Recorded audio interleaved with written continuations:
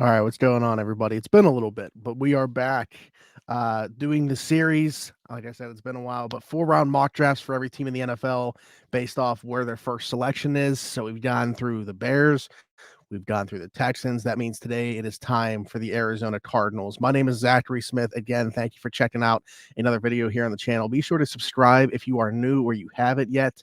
Leave me a comment down below and let me know what you want to see in the future. Like the video as well, and also hit that notification bell so you don't miss anything that we do in the future. But yes, Arizona Cardinals 4 round mock draft. Arizona, they need a ton of help.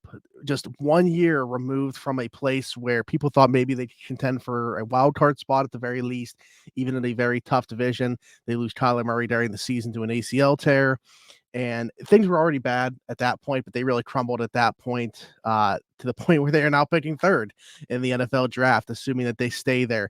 I think based off all the needs that they have, when you talk about edge, corner, if they're going to trade DeAndre Hopkins, obviously receiver comes into play, that work is not done with that offensive line. They need a ton of help there still, in my opinion.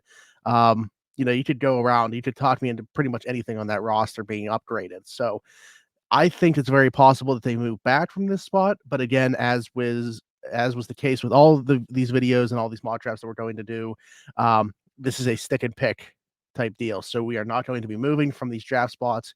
They will stick at number 3, and we will dive into it. So let me share my screen and we'll get rolling. Okay, as always, as well, we are at the mercy of the computer for all these selections. So kind of got to go based off what they do. They, I guess, could trade, but they don't here in this. See, in my mind, Will Anderson Jr. was going to be the guy. I was hoping that he would get to 3 because, again, Arizona having a ton of needs, but edge certainly amongst the top of those needs. They just lost J.J. Watt. They got some free agents. They need pass rush help, and Will Anderson Jr. would have been a great way to add it. But with everything else, like I said, still in play here. Maybe defensive tackle isn't amongst the greatest needs, but Jalen Carter is one of the two, in my opinion, blue chip prospects, along with Will Anderson Jr., like the two can't miss guys from this draft class, in my opinion. The pressure that he can create from the interior of the pocket, which is the quickest way to the quarterback. Those guys don't come along often. And when you find one, yeah, you got to take it. So I think Jalen Carter, really good. I think that the value lines up here. I think that he is going to go in the top 3 picks. He could go number 1 if Chicago were to stay in that spot, although they're not expected to. Um, but yeah, totally fine with Jalen Carter being the player here. I think that the value matches up, and he could be a staple there along that defensive line for Arizona for a really long time as they get started in the Jonathan Gannon era.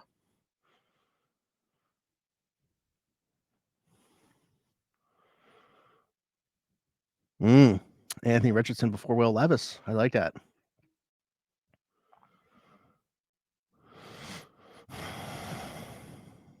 Steelers go edge. Tyree Wilson, really good player. There's no way he's still there at 17, but so be it. 2 running backs go in the first round.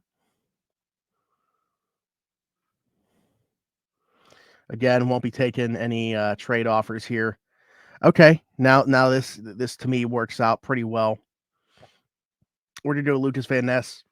The only question with him is the reps. Didn't play a whole lot at Iowa. Was kind of a rotational guy, just a redshirt sophomore.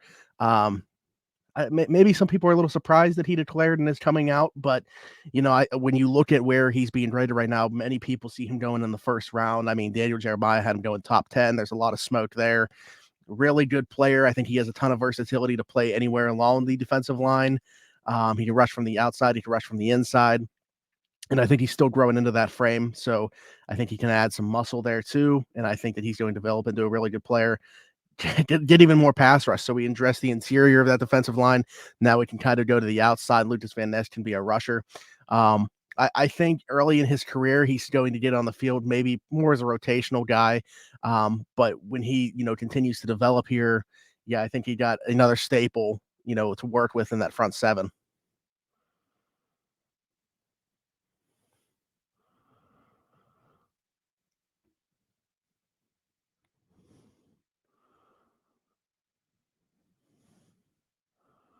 Another running back, top 50.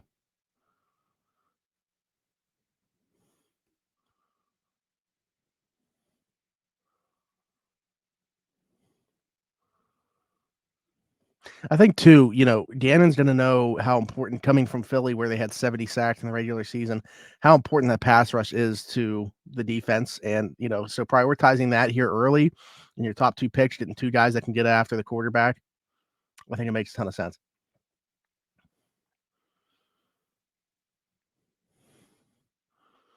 Mm,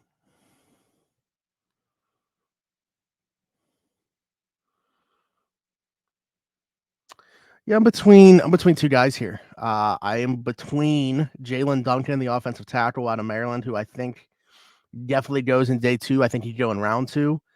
And Tyreek Stevenson's getting some smoke to go in round 1 just because of the way that people project that he's going to test. Um, yeah, I mean, Kelvin Beacham's getting up there. I think that there's still a ton of work to do, even if, he were to be around for a few more seasons. I think they got to get better on that offensive line. There's a ton of spots that they could fill. We go Jalen Duncan here, who I really like. Again, I think he goes potentially even earlier than this. I think he could be a round 2 guy, but I definitely think he goes on day 2. Um, so again, they got to build in those trenches, and we've done that, through the first 3 picks. Tyreek Stevenson goes there. I was like, man, if he continues to slide.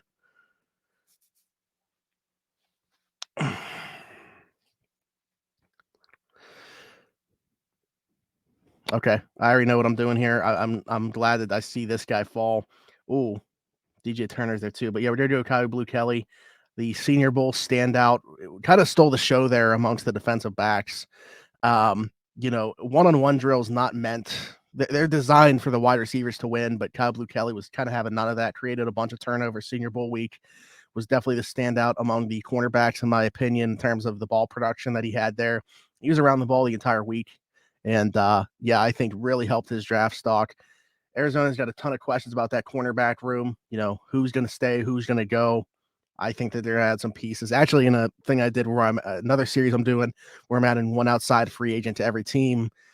I had them adding James Bradbury for the reason, getting Gannon over there. Obviously, the familiarity working together that 1 year in Philadelphia. He's a free agent and he has a nice payday waiting for him probably in free agency. But I think that that's kind of a match made in heaven when you talk about what Arizona needs, what James Bradbury could be looking for, a coach that he's familiar with. Could make a ton of sense.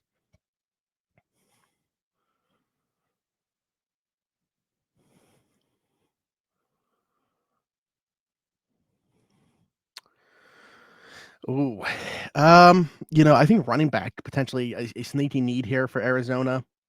Not much on that roster after James Conner. Um, obviously, the injury history there and everything like that. But there's a receiver that I still really like on the board here. And again, there's so much question about DeAndre Hopkins' future there. In that room, Hollywood Brown. Obviously, you still have AJ Green just retired. Rondell Moore, pretty good playmaker, but they got to get more help for the quarterback. It's going to be there until Kyler Murray gets back, even. But once Kyler comes back, that room still needs some help. I'm gonna go Jaden Reed, who I think is going to be another guy that rises throughout this process too. I did a separate mock draft where I got him in like round 6 or 7. You see that he's already starting to rise on some of these sites. So, oh, by the way, using Pro Football Network for all of these. I've done ones on Mock Draft Database. I've done ones on Pro Football Focus. Very different in terms of where they have players ranked, so they could all turn out differently. But I just want to stay consistent using one site for all of these just so players are ranked about the same as we go through every team. But Jaden Reed to me is definitely going to be a riser, really good athlete. I think that his testing is going to do him well, and that's why he ends up being a guy that could sneak into the back end of day 2, maybe with one of those comp picks or something like that, round 3. But yeah, round 4 sounds about right to me at this point. And love the landing spot too in Arizona. Again, it's not going to be Kyler Murray at the beginning of the season, but when he comes back, that wide receiver room still has a ways to go. And they're probably going to be starting to like reshape that too. Again, DeAndre Hopkins, is he going to be back? Even if he is, he's getting up there. So you got to start thinking about the future of that receiver room.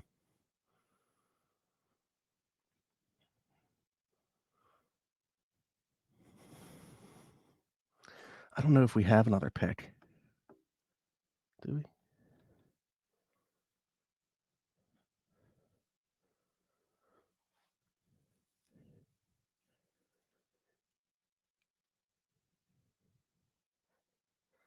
Wow. No, we don't. Okay. So we'll just do a little bit of a recap here. All right. So yeah, the Cardinals, as it stands, have 5 picks within the first 4 rounds. Again, I think that they are one of those prime candidates to move back from 3. But it's going to depend. I mean, if Jalen Carter or Willie Anderson Jr. are there, is it worth moving back to not get one of those blue chip prospects? I don't know. I would be tempted to stick and pick for either of those 2 guys, but Jalen Carter creating some pressure from the interior there, starting to build that defensive front, and then Lucas Van Ness only helping solidify that even more. Start to win some football in the trenches and continuing along with that, but switching sides. Jalen Duncan to help out the offensive line. I think he's going to play tackle at the next level. I don't know that he's ready immediately, so obviously there are guys on that roster that can play right now. They definitely could be upgraded upon with a day one guy, but Jalen Duncan is definitely a guy to me that you can look at, in 2024 and play him at either of those 2 tackle spots and feel really good about it. I at some point in 2023, I think he's going to play. Kyle Blue Kelly, Senior Bowl standout. So much uncertainty. Like, is Byron Murphy going to be back? What does the future hold there? And for a lot of those other guys in that room, they need to get better anyway. And then Jaden Reed to round it out. Again, another room very much in flux. DeAndre Hopkins' name throughout trade rumors and such. And yeah, they need to find a way to help out their quarterback, whoever it's going to be, before Kyler Murray, and then when Kyler Murray comes back from his ACL injury. So yeah, Jalen Carter, Lucas Van Ness, Jalen Duncan, Kyle Blue Kelly, and Jaden Reed rounded out 5 picks in the first 4 rounds for the Arizona Cardinals as they try to get back to the playoffs. Just 1 year removed from a decent season in the desert. They are picking number 3 overall. A lot of turnover in that organization. So let me know what you guys think, especially if you are an Arizona Cardinals fan. Would love your feedback on how this turned out, what you would have done differently with the picks, and all that good stuff. But until next time, I'll be back with another 4-round mock draft. Who does pick at number 4? Who will we have next time? The Colts. Yeah, the Colts. So that will be a fun one. And again, a very talented roster that really flamed out this year. So we will be back with that at some point in the near future. But until then, be sure to subscribe, hit that notification bell, and we'll see you next time. Bye-bye.